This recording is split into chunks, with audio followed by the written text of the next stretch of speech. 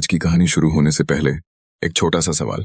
अगर हम आपसे कहें कि दुनिया का सबसे खतरनाक सीरियल किलर ना कोई गैंगस्टर था, ना कोई आतंकवादी, बल्कि एक 8 साल का बच्चा था, मैं आपसे कहूं था, तो क्या आप यकीन करेंगे? शायद नहीं, क्योंकि हम सब बचपन को मासूमियत से जोड़ते हैं। मासूम आंखें, छोटे हाथ और खिलखिलाती हंसी। लेकिन आज आप जो सुनने जा रहे हैं, उसके बाद शायद आप हर मासूम चेहरे को पहले जैसा नहीं देख पाएंगे। यह कहानी कमजोर दिल वालों के लिए नहीं है।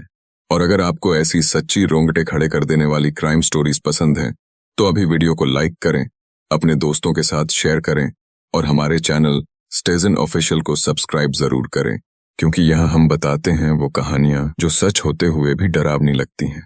कहानी शुरू होती है बिहार के एक छोटे से गांव से। एक ऐसा गांव जहां जिंदगी धीमी थी, लोग गरीब थे लेकिन दिल से सच्चे थे। दिन में खेत और रात में परिवार, सब कुछ सामान्य था, जब तक कि गांव में बच्चों के गायब होने की खबरें शुरू नहीं हुईं। पहले लोगों ने सोचा कोई बच्चा चोर गिरोह होगा। माएं डरने लगीं, दरवाजे जल्दी बंद होने लगे, बच्चों को अकेले बाहर भेजना बंद हो गया। लेकिन किसी ने सपने में भी नहीं सोचा था कि जिस कातिल को वो ढूंढ रहे थे, वो उन्हीं की गलियों में खेल रहा था। मिट्टी में दौड़ता, हंसता और बिस्किट मांगता एक बच्चा। उसका नाम था अमरजीत सदा। मासूम चेहरा, अंधेरा दिमाग, दुबला पतला शरीर, छोटी आंखें, शांत स्वभाव। गांव वालों को वो बिल्कुल सामान्य बच्चा लगता था, लेकिन उसके अंदर कुछ टूट चुका था। कुछ ऐसा जो इंसान को इंसान बनाता है। दया, सहानुभूति, डर। उसके अंदर ये तीनों चीजें मौजूद ही नहीं थीं। पहला खौफनाक सच साल 2006। एक शांत दोपहर, घर के बड़े लोग खेतों में थे। आंगन में खेल रहे थे 2 बच्चे, अमरजीत और उसकी अपनी बहन। मासूम बच्ची को क्या पता था कि उसका खेल उसकी जिंदगी का आखिरी खेल है। अमरजीत उसे बहलाकर गांव के किनारे झाड़ियों तक ले गया। सन्नाटा, और अचानक उसके चेहरे की मासूमियत गायब हो गई। उसने पत्थर उठाया और वार कर दिया। एक बार, फिर एक बार, और तब तक जब तक सांसें थम नहीं गईं। सबसे डरावनी बात, वो वहीं बैठकर अपनी बहन को मरते हुए देखता रहा, बिना डर, बिना पछतावे। फिर लाश को मिट्टी से ढककर घर लौट आया, खाना खाया और सो गया, जैसे कुछ हुआ ही नहीं। मौत उसके लिए खेल बन चुकी थी।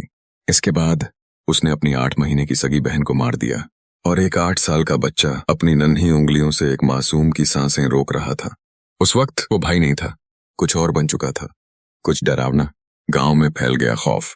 लेकिन असली सच सामने आया जब गांव की एक 6 महीने की बच्ची खुशबू अचानक गायब हो गई। पूरा गांव खोजने लगा। तभी किसी ने कहा उसने अमरजीत को बच्ची को उठाकर जाते देखा था। गांव वालों ने उसे पकड़ा, मारते हुए पूछा, बच्ची कहाँ है? और जो जवाब मिला उसने सबकी रूह जमा दी। वो बोला, मारते क्यों हो? मैं दिखा देता हूँ। वो खुद लोगों को खेतों तक ले गया, जहां मिट्टी के नीचे एक और मासूम दफन थी। पुलिस भी डर गई। जब पुलिस आई, सबको लगा बच्चा रोएगा, लेकिन नहीं, वो मुस्कुरा रहा था, पुलिस से बिस्किट मांग रहा था और ऐसे कत्ल की कहानी सुना रहा था जैसे स्कूल का किस्सा।